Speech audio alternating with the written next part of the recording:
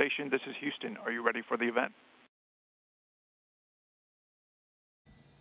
Houston, this is Station. We are ready for the event. Houston ACR, this is Mission Control Houston. Please call station for a voice check. Station, this is Houston ACR. How do you hear me? Houston ACR, we have you loud and clear. How us? I hear you loud and clear. Please stand by for opening remarks. Hello, I'm Jason Downey, Chairman of the State Board of Education of the state of Georgia and a resident of the Middle Georgia community. Dames Ferry Elementary is a STEM certified school located in Gray, Georgia, which is a small rural town in Jones County, Georgia, right here in the middle of the state of Georgia. We are excited at the opportunity to talk with our astronauts aboard the International Space Station and to give our students and our community first-hand experience and knowledge of what it's like in the field of aerospace. And with that, here's our first question.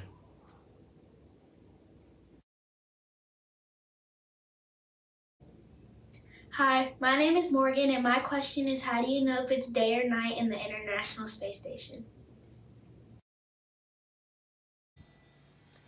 Hi, Morgan, and thank you, Mr. Downey, and to all the students of Dames Ferry. Welcome to the International Space Station. So, Morgan, you know, it's actually kind of tough to tell that it's day or night. First of all, we go around the Earth 15 or 16 times a day. So every 90 minutes, we're orbiting the Earth. And so it's either daytime or nighttime about every 45 minutes. Unfortunately, we don't have a lot of windows on the space station, so most of the time when you're working, you can't really look outside and know that it's either daytime or nighttime. But even if we could, it'd be kind of hard if that was changing every 45 minutes. So really, we just base it on the lights that we have on. So we operate on what's called GMT, or Greenwich Mean Time, and we basically turn on the lights around 7 a.m. in the morning, and we turn them off around 10 p.m., and that way that just keeps us in rhythm. And we work from about 7 a.m. to about 7 p.m., and they get some time off in the evenings. But we also get, during the day, we get some time to work out and to have meals together. So yeah, mostly we tell by the lights and just by what time of day it is. Hi, my name is Alyssa, and my question is, what effects does space have on your body?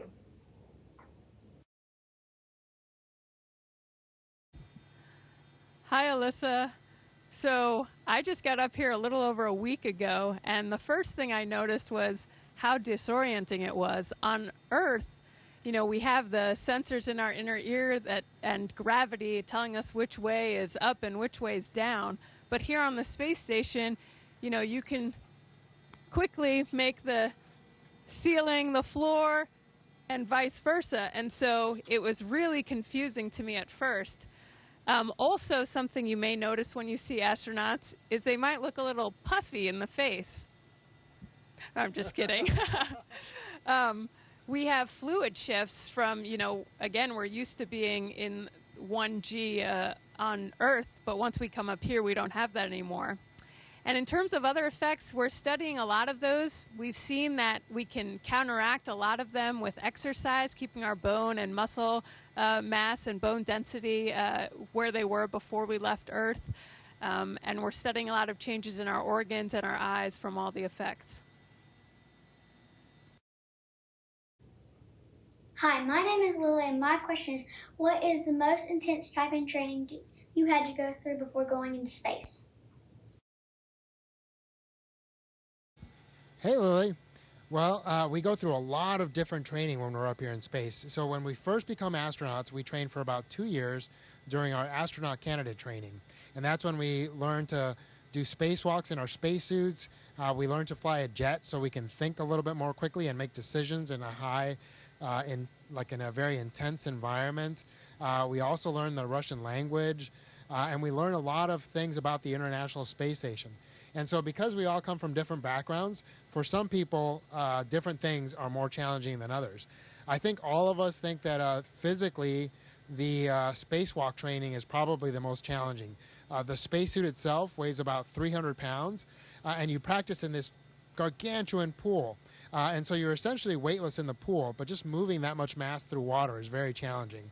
Academically, learning Russian can be very challenging, but for some people, flying can be really hard because you're doing flips and turns sometimes, and for some people that just makes them feel sick. So it doesn't feel great. So yeah, there's lots of really fun training, but also very challenging training. But the cool thing is we all get to learn a lot of new things. Hi, my name is Annie, and my question is it true that you must be able to speak other languages to communicate with other astronauts on the International Space Station? Hi, Annie. That's a great question. So, as you said, it's the International Space Station. Right now, we have astronauts from 4 different countries on board. So each morning, we get greeted, Dobro utra, Ohayo gozaimasu, good morning, and good morning.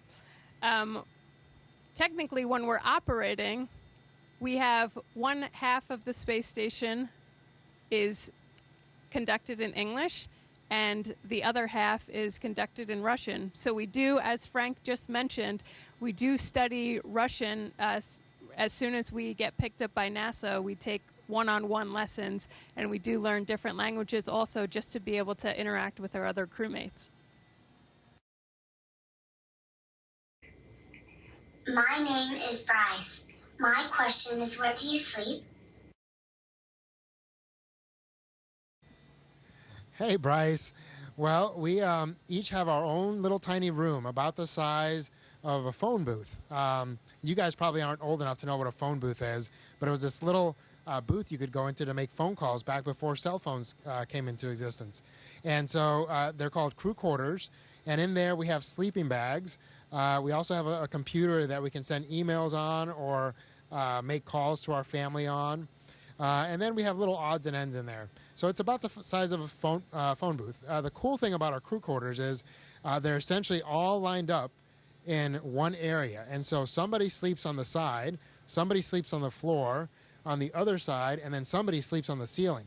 But we all feel exactly the same because, again, there's really no sense of direction up here because we're weightless. And so once you're in there, everybody feels like they're facing the same direction, even though we're all facing 4 different directions. Hi, my name is Taylor, and my question is, how fast does a rocket accelerate when it is launching off into space?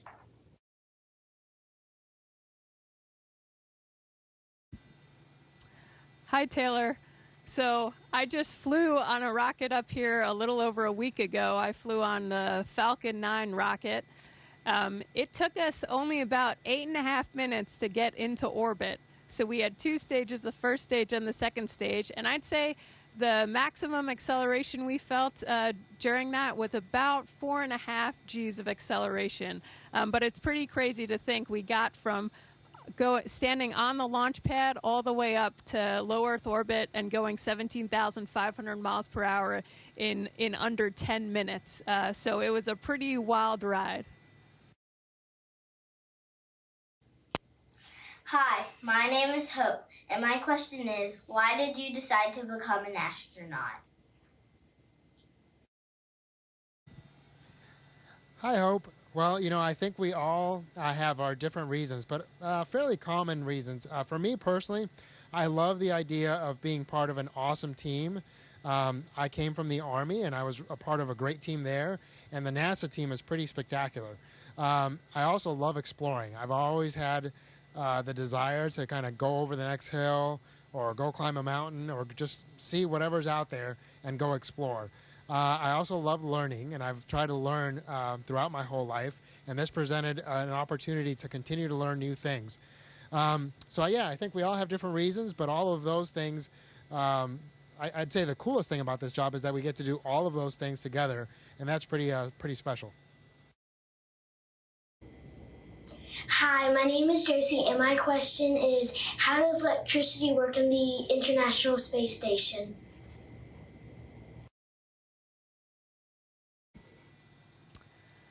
Hi, Josie.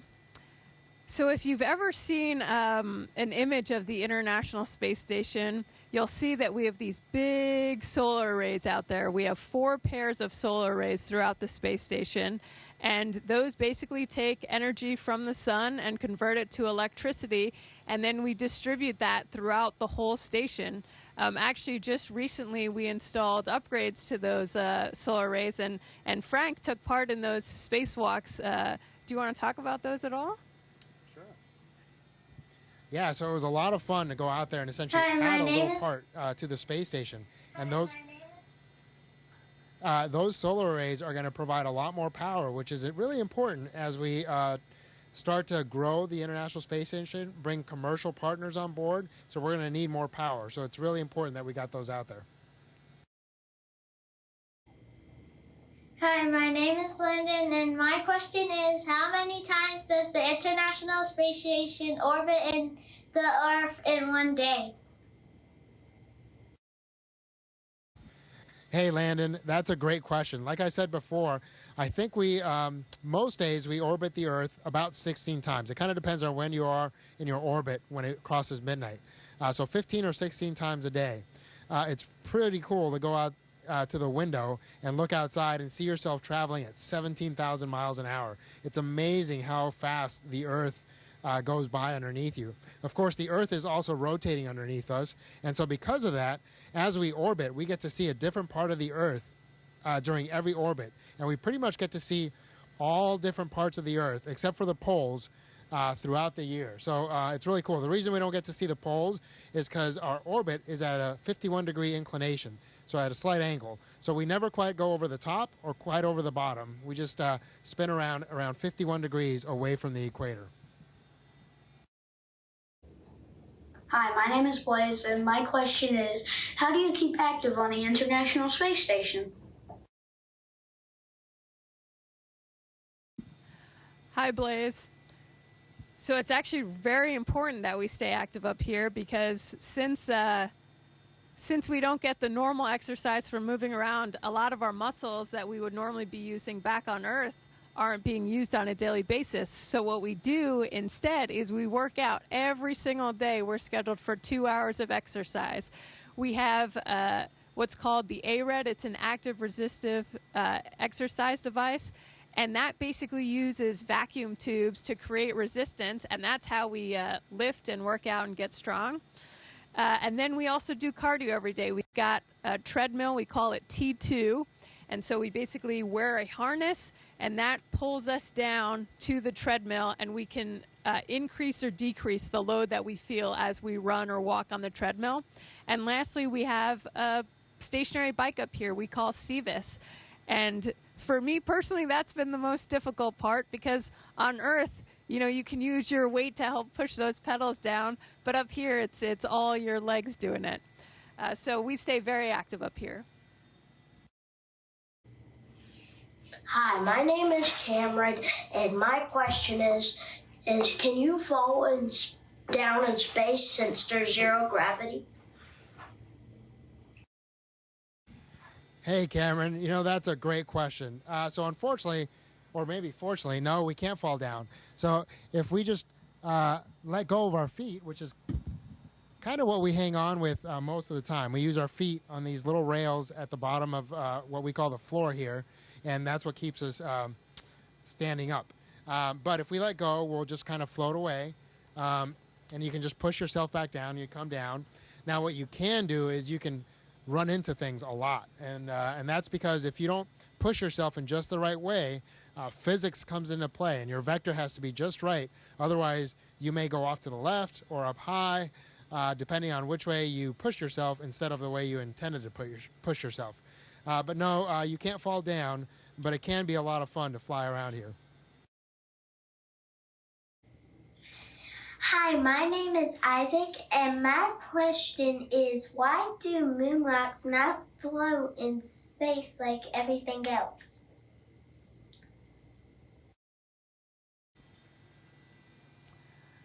Hi, Isaac. So moon rocks, when they're on the moon, the reason they're not floating is because there is still gravity on the moon. It's just because the moon is quite a bit smaller than the Earth, it's only about 1/6 the force that it would be on Earth. So if you were to toss a moon rock up from the moon, it would go a lot higher than you'd be able to toss it on Earth. Now, if you brought a moon rock up to the International Space Station, it would float just like we're doing, because it would still be falling with the space station just like we are, and so that would keep it suspended. Hi, my name is JC, and my question is, has an asteroid ever hit the International Space Station? Hi, JC. Well, not an asteroid. An asteroid would be pretty big and would cause a lot of damage. But unfortunately, more and more, there's a lot of debris in near-Earth orbit. So we're at about 250 miles above the surface of the Earth, which really isn't that high. And there's lots of satellites that are up higher. There's a few things that are down below us. But all that stuff is just kind of falling around the Earth. And, of course, we are also falling around the Earth. We just happen to be falling, or I guess we should say flying, at a speed that's fast enough that our fall rate is equal to the curvature of the Earth. So we never actually get that much closer to the Earth. We just go around the Earth by falling. But all that to say, all this stuff is just flying around the Earth just like we are. And every once in a while, those tiny little pieces of debris will run into the space station. But even when it's small, when it's traveling at 17,000 miles per hour or faster, it can cause a lot of damage. So the station is built in a way to protect us against those things. And especially when you're on spacewalks, you'll go out there and you'll see some of the damage on the metal that's made to protect us, where something hit it and caused that metal to split open. And it's pretty amazing to go out there and watch it. But we don't get hit very often because, relatively speaking, we are pretty small. And so the chances of something running into us are pretty small. Hi, my name is Cam, and my question is, what do y'all do for fun in the National Space Station?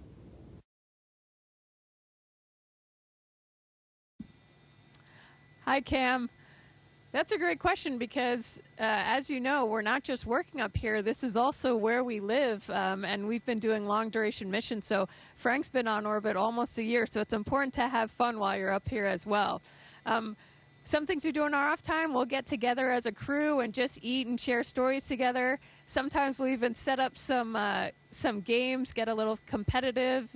You know, the other day we set up our version of cornhole on the space station. It turns out you have to aim differently than you would on Earth, so I hadn't quite gotten the hang of it yet. But we also have several different musical instruments on board. We have a couple guitars up here, so in your free time, people can play and sing songs as well. Hi, my name is Gabriel, and my question is, how do y'all watch TV in space? Hey, Gabriel. Well, like Jasmin was saying, kind of staying entertained every once in a while is a lot of fun. You know, most of the time we just go look out the window because that's about the most beautiful thing you've ever seen, and it's pretty entertaining. But we have a great support crew from the ground who sends up movies and different TV shows, and basically we get that feed through satellites, and then we download it on different hard drives on the space station, and we can just watch it at our leisure. We can also just connect directly to satellite TV, just like you guys can, and we can watch TV live when we have satellite coverage. And so, yeah, we can pretty much watch anything we want recorded and live TV if we have the right coverage to do that. This has been an amazing opportunity for our students and the community to learn about science, technology, engineering, and math, and how it can enhance your love of learning. Thank you from all of us to you. And thank you guys. Have a great day, and to all the students of Middle Georgia, keep learning, and we can't wait to see what you guys do in the future. Station is the Houston ACR. That concludes the event. Thank you to all participants. Station, we are now resuming operational audio communications.